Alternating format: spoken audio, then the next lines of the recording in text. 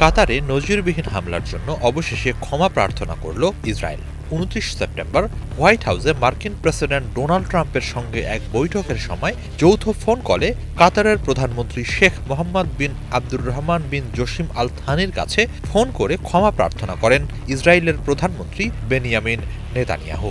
এ সময় ট্রাম্প ও থানির সঙ্গে কথা বলেন। ফোন কলে নেতানিয়াহু কাতারের রাজধানী দোহায় হামাস নেতাদের লক্ষ্য করে চালানো হামলায় এক কাতারি নাগরিক নিহত হওয়ার ঘটনায় গভীর দুঃখ প্রকাশ করেন। পরে আনুষ্ঠানিক এই ক্ষমা প্রার্থনা বিষয়ে বিবৃতি প্রকাশ করে হোয়াইট হাউস।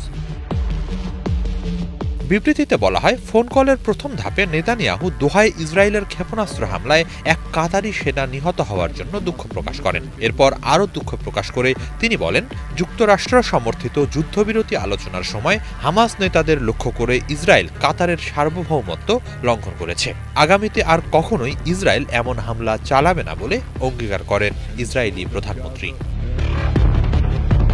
ইসরায়েল কর্তৃক সুস্পষ্টভাবে কাতারের সার্বভৌমত্ব লঙ্ঘনের প্রেক্ষাপটে যুক্তরাষ্ট্রের উদ্যোগের অংশ হিসেবে ওই ফোন কল করা হয় বলে এক বিবৃতিতে জানিয়েছে কাতারের পররাষ্ট্র মন্ত্রণালয়। মন্ত্রণালয় জানায়, ফোন কলের সময় মধ্যপ্রাচ্য ও উপসাগরীয় অঞ্চলে শান্তি প্রতিষ্ঠায় প্রচেষ্টা চালানো, কাতারের বিরুদ্ধে ভবিষ্যতে হামলার পুনরাবৃত্তি রোধের গ্যারান্টি এবং কাতারের সঙ্গে যুক্তরাষ্ট্রের প্রতিরক্ষা অংশীদারিত্বের প্রতিশ্রুতির জন্য যুক্তরাষ্ট্রের প্রেসিডেন্টকে ধন্যবাদ জানান প্রধানমন্ত্রী ও পররাষ্ট্রমন্ত্রী আল থানি। এদিকে নেতানিয়াহুর অফিসিয়াল এক্স অ্যাকাউন্টে কাতারি প্রধানমন্ত্রীর উদ্দেশ্যে দেয়া তার বক্তব্য উদ্ধৃত করা হয়। তাতে বলা হয়, প্রধানমন্ত্রী, আমি আপনাকে আশ্বস্ত করতে চাই যে ইসরায়েল ভবিষ্যতে আর কখনো আপনার দেশের সার্বভৌমত্ব লঙ্ঘন করবে না। আমি প্রেসিডেন্ট ট্রাম্পকেও এ প্রতিশ্রুতি দিয়েছি। অবশ্য ক্ষমা চাইলেও একই পোস্টে নেতানিয়াহু কাতারের বিরুদ্ধে বেশ কিছু অভিযোগও তোলেন। মুসলিম ব্রাদারহুডকে সমর্থন, আল জাজিরায় ইসরায়েলের বিরুদ্ধে প্রচার চালানো এবং বিভিন্ন বিশ্ববিদ্যালয় ক্যাম্পাসে ইসরায়েল বিরোধী মনোভাব ছড়ানোর অভিযোগ তোলা হয় দোহার বিরুদ্ধে।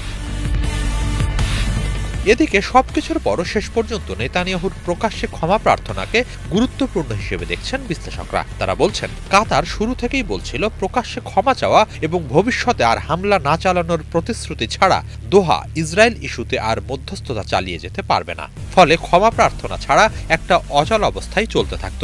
গাজা বা ফিলিস্তিন ইস্যুর প্রধান মধ্যস্থতাকারী দেশ কাতার, তারা মুখ ফিরিয়ে নিলে এসব বিষয়ে জটিলতা আরও অনেক বাড়বে। শুধু তাই নয়, কাতারে হামলা চালিয়ে ইসরায়েল আরব বিশ্বকে যেভাবে খেপিয়ে তুলেছে, এই ক্ষমা প্রার্থনা তা কিছুটা হলেও প্রশমিত করবে বলে অভিমত অনেক বিশ্লেষকের। হিজল জোবায়ের, বাংলা ভিশন।